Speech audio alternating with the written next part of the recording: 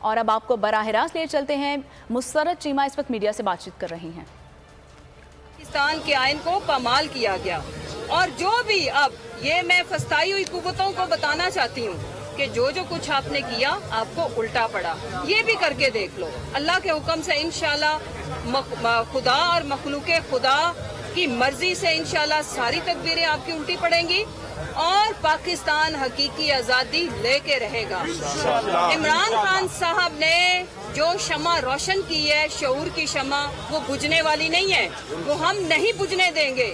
اور آج عمران خان صاحب نے ہمیں جو شعور دیا ہے نا، آپ ان کو تو اگر قید کر کے یہ خواب دیکھ رہے ہو کہ پاکستانی قوم چپ کر جائے گی، اس دن آپ دیکھنا 22 کروڑ 75 لاکھ لوگ سارے آپ کو عمران خان کی شکل میں نظر آئیں گے،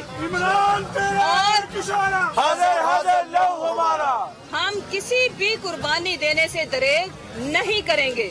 دوبارہ آپ کی اطلاع کے لیے عرض ہے، نہ خان صاحب ڈرے ہیں نہ جھکے ہیں، نہ ہم ان کے جو سپاہی ہیں، ہم نہ ڈریں گے نہ جھکیں گے، صرف رول آف لا اور الیکشن تک ہم اپنی یہ جدوجہد جاری رکھیں گے۔ آج انہوں نے پاکستانیوں کو ٹارچر سیل میں کنورٹ کر دیا ہے، جو مہنگائی کی اور مہنگائی کے اوپر صبح سے ہمارے زخموں کے اوپر مزید نمک چھڑک رہے ہیں، خان صاحب کو اریسٹ کرنے کی خبریں نکال کے۔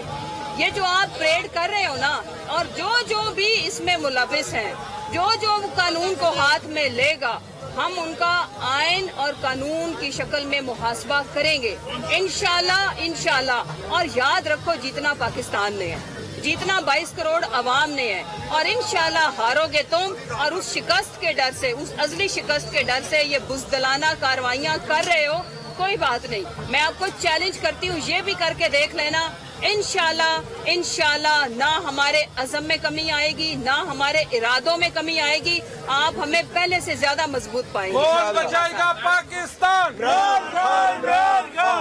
بسم اللہ الرحمن الرحیم۔